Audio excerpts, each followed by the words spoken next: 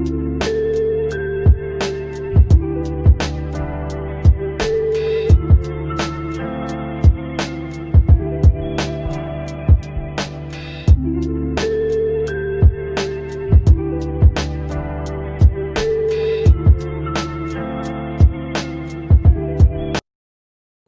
is Kaya and Aaron. We're on the Bravo While Black podcast, and we have a very special guest. Very special guest. Very special guest. From Vanderpump Rules, we have freaking Peter. He's literally on Zoom with us. We can't believe this is happening.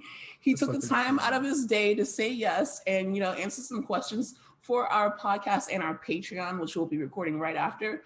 But first of all, we just want to know, how are you doing, Peter, in this time? Well, it's the start of 2021, so I think I'm doing pretty good. Yeah. How are you two doing, by the way? Way better than 2020, I feel. Like, other than Wednesday, I mean, we've been minding our business. So 2021 is off to a good start. Yeah, I would say it's off to a good start. I mean, I love it. Yeah, I'm chilling. I got the football game on, so while I'm talking to you two awesome folks, I am like watching the Bills and the Colts at the same time. Yeah, a multitasker. Do whatever you need to do. It's very chill. So, how did you even get your start on Vanderpump Rules? Like, how did that even form? Back, what was it, 2011? I mean, I had already been working there since 2008 at SUR. So in 2011, Lisa brought the idea to everybody at, SUR, because she had already been on Real Housewives for a while. And then she was all like, I think it would be very fascinating to dive into, the world of SUR. And we already had like everybody just working there already for years. I had already, at that point in time, I had already been there for 3-4 years now at that point, so now it's been 12 years. Oh my God. One of the best decisions Lisa ever made. Yeah. Like, actually, yes. One of the best decisions. For anyone who's never like worked in a restaurant, it's like, even if you just got there, because I've only hostessed at like a restaurant, but it's like, definitely you have very special relationships, whether it's negative or positive. So it's definitely a lot of organic chemistry that we saw in the first few seasons because of the restaurant environment. Yeah, and because of all of the relationships that go on in a relationship, like you're so close with each other. I mean, like after work, this is pre-show. After work, we'd go to Tom Sandoval's house and have drinks. Like I entertained Sandoval, Kristen. This is back in the day. Jax, everybody at my place for Thanksgiving. I used to throw the Thanksgiving. I used to host Thanksgiving way back in the day. The OG Friendsgiving. This is OG Friendsgiving. This is 10 years plus ago. So yeah, it's like it really is a restaurant. Really is like a family. For sure. Are you who do you talk to regularly on the show, like while you've been in quarantine through this whole mess? It's been almost a year now, which is getting weird. It's been really weird. It's been since March. Yeah. Who do I talk to still? I mean, I still communicate with Jax here and there, but that's about it. I have not really I haven't really hung out or hit up anybody, as of recent. Yeah. Wow. So who are a few celebrities that you've met working at Pump? No, sir. Oh, sir. I'm sorry. I met actually Kobe Bryant. May he rest in peace. Oh my God. Al Pacino.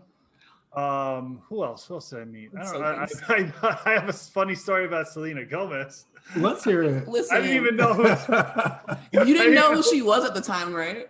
No. This was like, what, 2 years ago? Oh, okay. You definitely knew who she was. I had no idea. Well, I mean, I don't pay attention a lot to like pop and all that stuff. I feel you. I watch football, for God's sakes. That's very straight male. Hey, there's no question. So all of a sudden I keep hearing, oh, Selena's coming in. I'm like, who the okay. But all the rest of the servers there are all like going crazy over this woman. And I was all like, okay, you know what? I'm going to take the table because you guys cannot seem to have a professional decorum about yourselves. So I ended up taking the table, right? And she comes over to me. She's like, oh, Peter, how's it going? And I was all like, great. Who are you? And I had to like look her up, and I'm like, oh my God, she's huge, but I mean, like, and the fact that like she knew you, but you didn't really know her. Yeah, it was pretty cool. I mean, like, yeah, looking back on it is like really cool, And so anyway, she was like, can we get some drinks? I was all like, because she looks young. Yeah. I was all like, can I check? Are you over 21?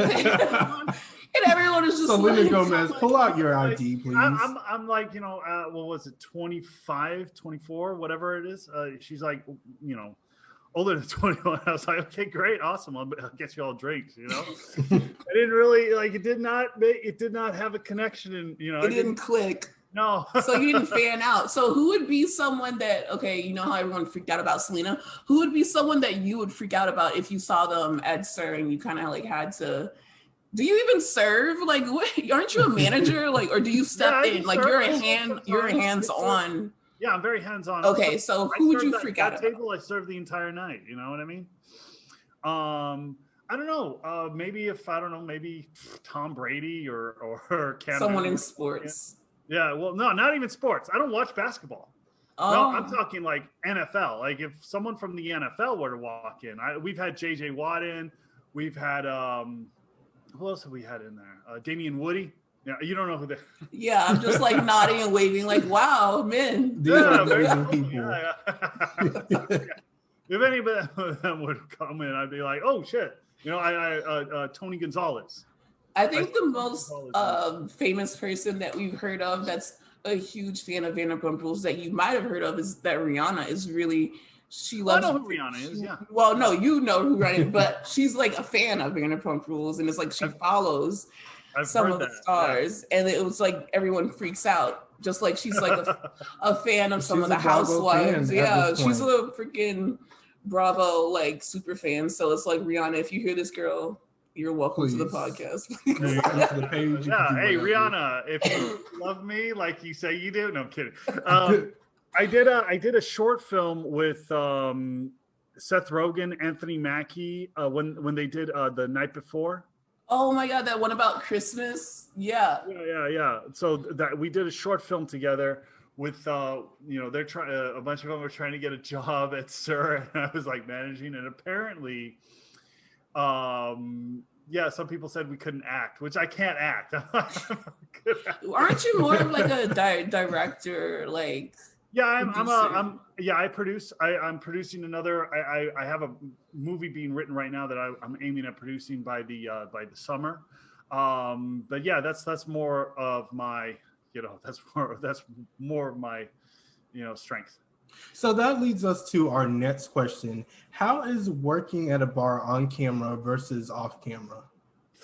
The thing is that they try to keep, like, it's pretty much the same, whether you're like doing something on camera or off camera, it's all the same. It's like, you just do your job.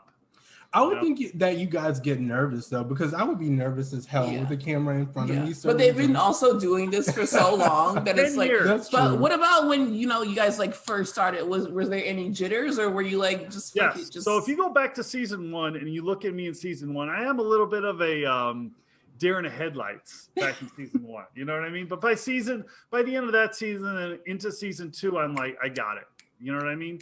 It takes a minute to get adjusted.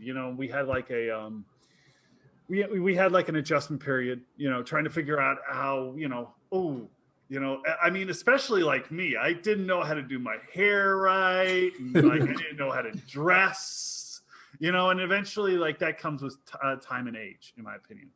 Yeah. Like just I was still in my 20s. I was 4 years out of college when we started doing this. I was 28, when they made me the manager of SIR. So.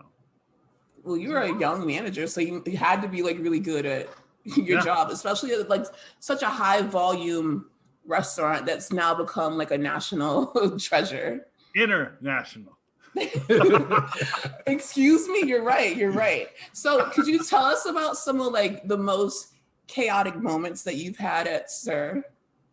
On or off camera? That you can remember. Well, both. Listen, just tell us about a few. Just a few that made you want to pull your hair out. Yeah, no, I remember one night. It was actually just last year, but like there have been multiple instances of this, where you don't have a busser, you don't have a runner, you're down 2 servers, and it's a Saturday night. Oh no, that's the worst. 500 covers coming on in. You know, that is difficult. That's a form of chaos that you don't really want to encounter. You know what I mean? And I remember those type of nights where you're running around and you're just like sweating, you know, and your hair's getting all poofy, and you're just like, wow, I cannot believe I'm actually going through this right now. You know what I mean? You know, I'd be like, cut the take cameras. a look at yourself in the mirror afterwards, and you're like, what happened? So how did you survive that night? Yeah, exactly. I don't know. I don't remember how I survived that night. I remember once back in the day when we did lunches back way years ago, you know, before season 1. This was what, 2000 and I'm going to say 2010.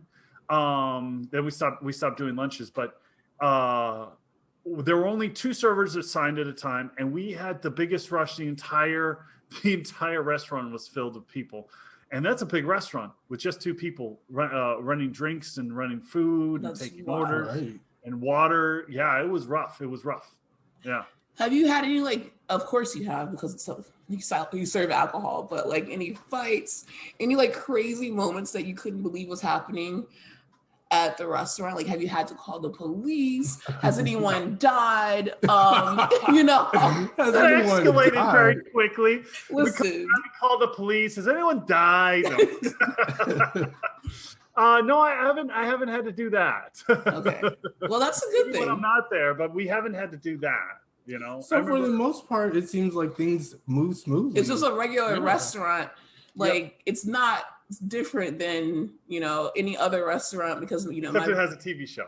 Yeah, right. Exactly. It's like we're watching it, and I don't know how, like, you guys get all like the mics, the camera, like all that stuff is just like so wild that we don't even see it on camera. It's just like done so well that you forget that you forget that there's cameras. Well, the thing is that when you're doing something like this, there's a whole art form to it. Whether you're doing reality television or you're doing movies, it's the same. Like, you know, you got to figure out, okay, this is my line, this is your line. We're going to be shooting like that, and you know, we're not going to be crossing streams, like they say in Ghostbusters. You know, we're not going to be. In other words, we're not going to see each other. You know, there's a whole another level of doing this stuff, and you know, I've studied it and I've figured it out, and I know exactly what to do with it. You know, it's a good thing. So, like, speaking of Vanderpump Rules, could you tell us what you know about the next season, if there is going to be a next season? All I know is that there's going to be a next season, but I don't know when it's going to happen. We you know, waiting for the government, and that's pretty much it, you know. But there will because there's no show without the restaurant being open. Like, that's what people are like understanding, that the entire show is kind of based around the restaurant, and the restaurant is not open. And they're like, when is it coming back? It's like, it's not open. That's well, when everything opens up again, you know, and then we'll be back.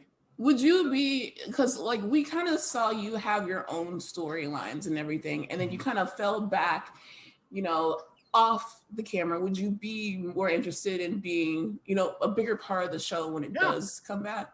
Yeah. Because people, like, you have your own fan base. You have the Peter fan base. Like, the Peterific fans. Yeah, the Peterific fans. People call you a pirate. People call you all these things. And like, you're one of, you know, the fan favorites because, you know, you're not shown that much. But when you were shown, people were very invested in your storylines.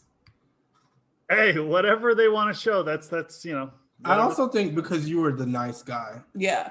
Yeah, I guess I am a little bit nice. A little bit. Is that the real Peter, or? I'm a very nice guy. Yeah, I'm very nice. You know, if I was not, you know, I don't know. Like, I don't even think I'd have the friends that I have today. You know what I mean? Yeah. You know. Do you watch any other Bravo shows? I don't. Actually. Do you even watch Vanderpump Rules? Be honest. Yes, I do. I've seen a few episodes. Yes. You've seen a few episodes. But I figured, like at the beginning when you said you were more interested in sports, I could see you as the kind of guy that looks at sports all day, maybe film. Yeah, you know. We'll talk more about like your film interests on like the Patreon, which is like. I try to watch a movie. I try to watch a movie every night. You know, like at least one movie. But then I also have a podcast called Madrigal at the Movies with Rob and Rob. Yeah, I noticed that you guys have been doing that every week, and we're gonna like mention that at the end of this podcast, so we can, because you have so many different things like going on. Like you have a candle line, you have the celebrity slots, you have like you're kind of like everywhere and busy. Exactly. Thank you. The advertisement, like that's the most important thing. Is there anything that you regret doing on camera? Is there anything I regret doing? No, I don't have any regrets. I mean, like, actually, okay. I wish that I took better care of myself as far as, you know, working out and the way I dressed back in the day. You know, and if you go back to season 3, there's a interview where I have like a huge pit stain, and you can find that it's really bad, you know. Yeah, but that's what makes like the early seasons of reality stars like so good. It's just that you guys are not used to being on camera. You don't really know what to do, especially straight men are not really sure how to present themselves like a certain way. And I think it looks more natural. I think it looks more natural for reality TV versus somebody that's like getting their hair done and makeup done like every 5 seconds. Yeah, it makes you focus like more on the show than looks and everything. So, okay, do you watch any other reality shows in general? Do I Kitchen Nightmares with Gordon Ramsay? Ooh, that's like a Food Network show, I think, right? No? Yeah, but it's like, I mean, but like I went back to Texas and I showed my mom that show, and I was all like, you know, that strikes right to my core, because I know that this industry inside and out, and when I see people needing help within like, you know, their business that they've created and that, you know, like, you know, that could be going under, it's like there's certain things I'm like, well, this is the reason why. I already can tell why you need the help. You know what I mean? Do you think, okay, so if you were to be on any other reality show, would you be on Kitchen Nightmares, or would you choose another reality show to be on? I have, I shot a pilot back in 2019 called Old Fashioned Modern Man, which I want to like redo the title to, but it's like a Anthony Bourdain type of show. You know what I mean? I want to do a little bit of traveling. I want to talk about different foods and different wines and all that good stuff, you know? So that's what I'm looking towards more. Yeah. Right. So tell us more about your business ventures. Like, yeah, now we can get to the good stuff. Like Peter has a candle line. Peter has celebrity slots. And then it's not just him, you know, that you're able to be to meet or whatever. You can meet like all these different celebrities, because I've been on the Instagram and I've been seeing that you give out real money, real prizes, things like that. It's like not a scam. Can you tell us about that and how that came along? We got a big prize coming up. Get ready, buckle up. Tell us. Oh no, I can't tell you yet. But it's coming. But as far as celebrity slots goes, we came up with this over a breakfast burrito, me and one of the other owners of the company, and you know, I was giving him a ride to the hotel. I mean, not the hotel, the airport. I was picking him from the hotel that he was staying at, and you know, we had a breakfast burrito. We started talking about, you know, oh, is there a way that we can make an app where you can, like, you know, tell some of your followers, oh, you just took a picture with me, let's put it on this cool frame. And then that eventually became celebrity slots, because we were already involved in another company called Casino Scouts. Mm-hmm. And that has become a different, the name is now Smart Reach Tech. So we're already involved in that space. And so I dove in 2019, I dove in directly into making Peterific slots. And that launched the day of the finale party for Vanderpump Rules. Yeah. So we had about 8,000 downloads. We found out that it was testing really well, but we had to get lawyers involved to, you know, start doing the real world prizes and all that good stuff. So we started figuring out, okay, what prizes can we be giving away? So I decided, I'll make my own candle line. I'll make a hat. Peterific Slots hat, cap. And then it's the merch. Yo, the merch. There it is. Because everybody loves candles and hats. Like, exactly. I think those are the top sellers. It's definitely unisex. Like, oh yeah. So I mean, if you want your place smelling like me, get a candle. Listen, there are many people who will take that up.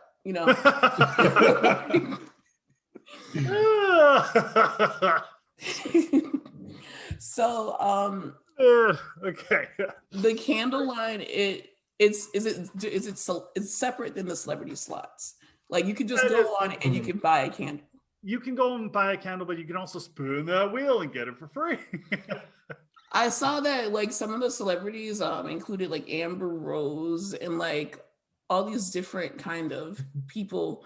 Who else are you working with? Like, do you have anyone in mind that you want to work with? Do you have anyone coming up that the players are able to win a chance? I think it's like a meet and greet or like a virtual kind of thing. Is there anyone else?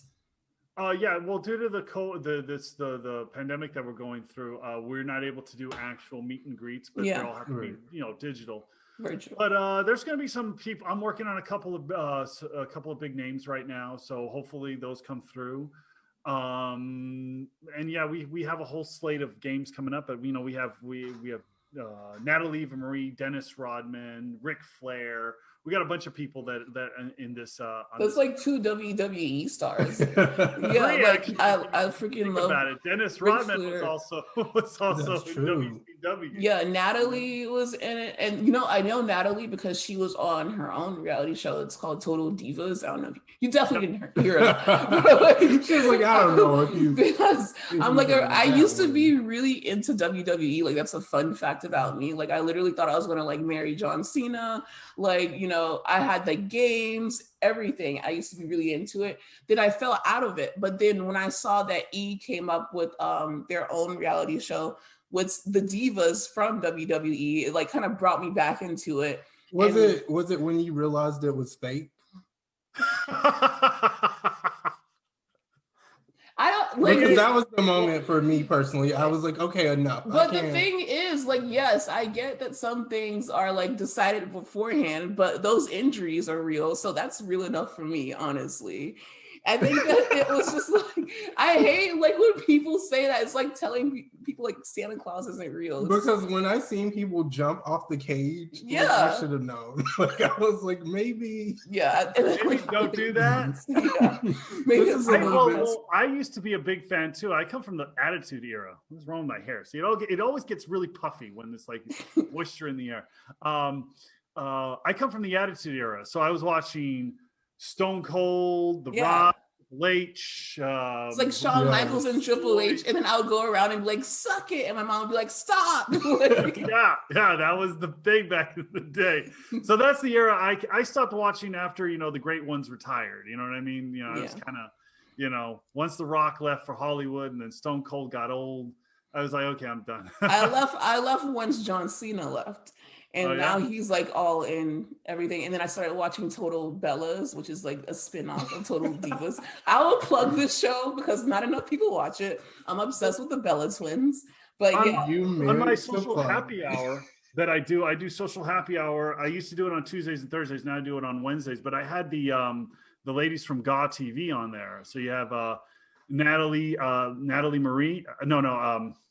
Lisa Marie, Victoria. Mm-hmm. And I also had Mickey James.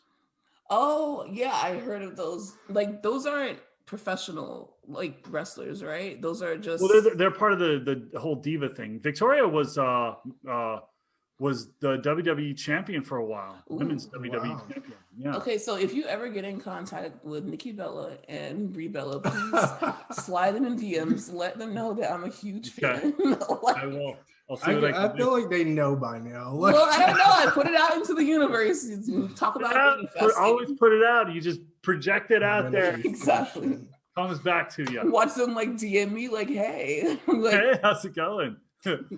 So speaking of Well, actually, you were talking about it earlier, but you said that you have a podcast. Can you tell people about your podcast, where they can find it, and sure. Where they can find you on social media? And then after that, we'll just do one last little fun game that we like to do, and then we'll go into the Patreon. So tell people where to find the podcast.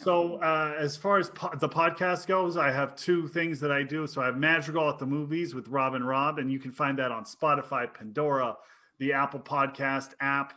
And we just review movies, and we've done about, I think I'm going to say 25 episodes, and every now and then we bring on a guest. There's going to be a guest coming on in a few weeks, actually, that everyone's going to probably recognize. Look out for that. You will definitely recognize both of you. Now I'm trying to guess who it is. You can take a guess, but I'm not going to say. Be from Vanderpump Rules. It has to be. Anyway, go ahead. Thinking about it. She's going to be thinking about it all the time. I do that, and then I also do Social Happy Hour with Peter and Johnny, and that's a live show that we used to do Tuesdays and Thursdays, but now we're just going to stick to Wednesdays once a week. Because it evolved from like just me bringing on people on my Instagram, just randomly at the beginning of this whole quarantine thing. And then we just decided, let's make it an actual show and put it on YouTube and Periscope and Facebook and all that. Yeah. It's accessible to like everyone. Right. Yeah. And then, my Instagram is Peter_Madrigal, and my Twitter is LLPJ Madrigal. Don't at me about that. It's been around for 10 years. I was just about to say, what is that about? But since you have the celebrity like slots, it's a game. We want to take it back to the old days when you used to play the game MASH, and it would tell you about your future. I know that we're all too old to. I never played MASH. You never played MASH? It's literally like you pick cities, you pick careers, you pick the names of your future partners, and you pick a number, and then you draw in a circle until someone tells you to stop. And then you count the lines, and it'll do a whole randomizing thing, and you're supposed to cross everything out, but they have it on the computer now. I've done it for you. Are you single? Yes. Okay, so listen, this is your future. I did MASH on the phone while we were talking. I'm going to tell you your future right now. Okay, so you're going to graduate from Ohio State University. I graduated from USC. Well, you can go back to school. You're going to major in zoology. So I hope you like animals. I think that's what it is. After graduating, you're going to meet Lillian. So if a woman comes into your life and her name is Lillian, or if you know Lillian, that's your wife. You're going to settle down in Barcelona. But unfortunately, you'll be living in a shack instead of a mansion. That's what it landed on. And you spend your days as a physician assistant at the zoology headquarters. You and Lillian will have 7 kids, 1 girl and 6 boys. So keep that in mind. How many boys? 1 girl and 6 boys. Okay, so it's kind of right on a few things. I am Spanish. My heritage is Spanish. See? I am the oldest of 7. 1 girl, 6 boys. What? Yeah. See, this is literally between. But I already graduated, and I didn't graduate from where Ohio State. Yeah, you can go back to school. My business partner's from Ohio State. He graduated from Ohio State. Okay, yeah. I mean, but they were right on a few things. So I feel like if you meet someone named Lillian, that's your wife. Even as long as never mind. There are 2 things that you should base your life off of: MASH and also astrology. So what's your sign? I do look at a lot of astrology. I'm a Gemini. That's God. I did not think that you were a Gemini. It's like you're one of the least chaotic people on Vanderpump Rules. So I thought that you were something very mellow. I am not chaotic at all. I'm very ordered in my life. That's weird. So you must have a different moon sign, because Geminis are always on 10. Look, listen, Kanye and Donald Trump are Geminis. So that just tells you what the average Gemini is like. I'm not an average Gemini, and I'm very I'm very stable. I could see you being a Taurus or something. Yeah, like I feel like more of an earthy sign. That's interesting that people, because everyone always says that about me, but it's like, but I'm nowhere near Taurus. I'm nowhere near the earth signs. Yeah, and you're not. You're a freaking, I think it's air sign, right? I'm an air sign, but I'm not flippant like that. I'm not, It's so weird. It's just now we have to do this whole birth chart, but that's for another time. Thank you guys for listening. Yes. We had Peter Magical here. We want to thank you for doing Bravo While Black.